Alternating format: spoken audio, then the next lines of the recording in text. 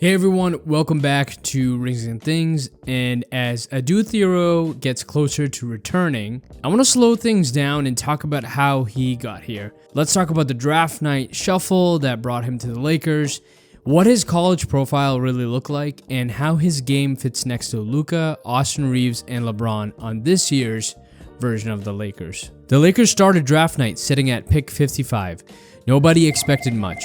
Then Rob Pelinka worked the margins, bought his way up to 45, then again to 36, using only cash and no future picks. That's a front office move you only make if you're already circled your guy. And if you recall, the league was paying real assets to move up a few spots. For example, Orlando spent multiple future seconds for pick 32, and LA jumped nearly 20 places with just cash. So the player they had in mind was a 21-year-old wing from Arkansas who checked every box they'd been missing: size, athleticism, and defensive range. Let's talk about who he actually is. He's 6'7", with a 6-foot wingspan, weighing at 218 pounds, 3 college seasons under his belt, 2 at Kentucky and 1 at Arkansas. He averaged 15 points, 6 rebounds, almost 2 assists, and over 2 combined steals and blocks in about 27 minutes a night. He shot 54% from the field, 25 from 3, 68 from the line, but almost 7 free throw attempts per game. That's a physical player and not a finesse one who really loves attacking the basket. He started high school at 5'8", playing guard, and just kept growing. That's why you see the handle and balance. He's a guard in a forward's frame. And honestly, with a player like this, a lot of teams are looking at what can we improve upon with the tools that he already has. We know that he's really athletic. He has head at the rim type of verticality. Will we be able to see him improve his jump shot? Well, a lot of experts think so, and there is one interesting note to talk about, and it's his hands. His hands have grown over the course of college, and they've grown in a matter of inches, and that has severely affected his ability to shoot the basketball. So all in all, like I said, the jumper is the swing skill. The form honestly isn't broken, but it's not reliable just yet. And you're putting your eggs in a basket where you're drafting an athlete. The instincts are there defensively, but not the shot. But honestly, this version of the Lakers is built around 3 playmakers with Luka, Reaves, and LeBron, who all bend the floor in different ways. They're excellent in creating advantages over and over and over again. We know Luka can control the tempo from the top, Reaves can attack from a second side ball action, and LeBron, he's your ultimate Swiss Army knife, and he can collapse the defense through just his brute force and sheer physicality. Thiero fits by keeping possessions alive and staying in motion and using his athletic ability to get his hands on the ball off the glass or just being at the right place at the right time. Luka loves operating with the pick and roll, and when Ayton comes to set him a pick, the low man is going to tag Ayton. That gives Thiero an opportunity to cut right behind him for an easy look, and Luka thrives with cutters who time their moves, and Thiero is good at that. If you recall, in the Dallas Mavericks, Derrick Jones Jr. feasted off of these types of actions. And while Austin's in the mid-range, Thiero can fit the gaps, crash the corners, and it's all honestly rhythm needs, and the more he gets reps, the more he will be able to shine out there.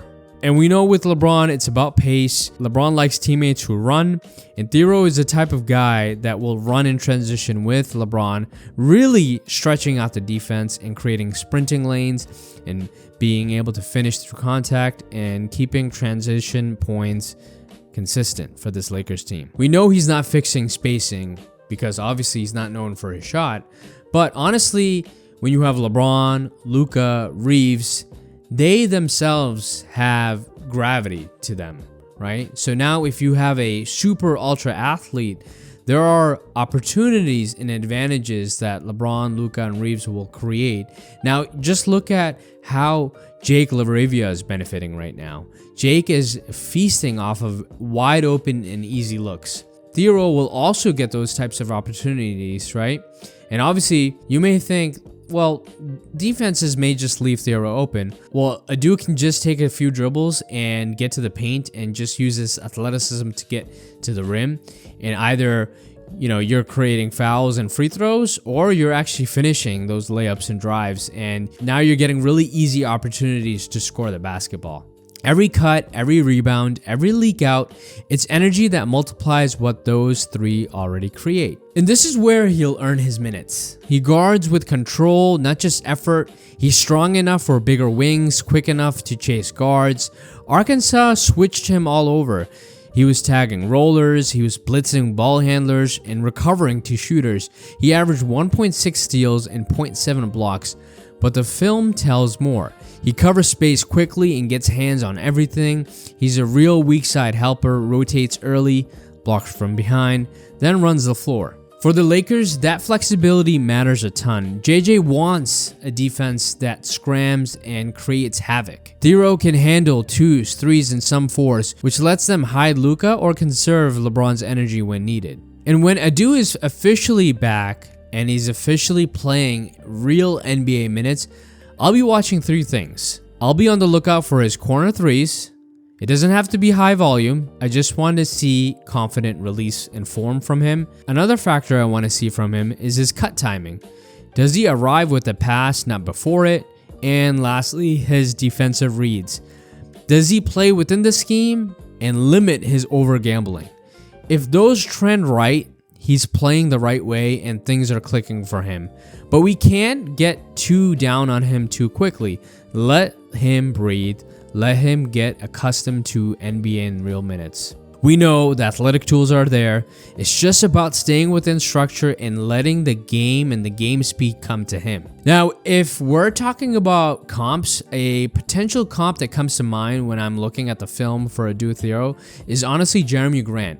You talk about the switchability, the length, the athleticism, the ranginess. I really see those two guys in similar fashions. Now, Jeremy Grant has significantly improved upon his offensive game, and Adou has a lot to do on that end. But with enough development and a lot of playing time, whether it's the NBA or even the South Bay, I think Adou can get there. Bottom line, this wasn't a luxury pick. It was honestly a step in the right direction. The Lakers needed youth, speed, and energy on the wing, and Thiero is a target on the board for that. If he just runs, cuts, and defends, he can help right now. And, the way the team is going right now, it doesn't hurt to have another infusion of talent in the rotation.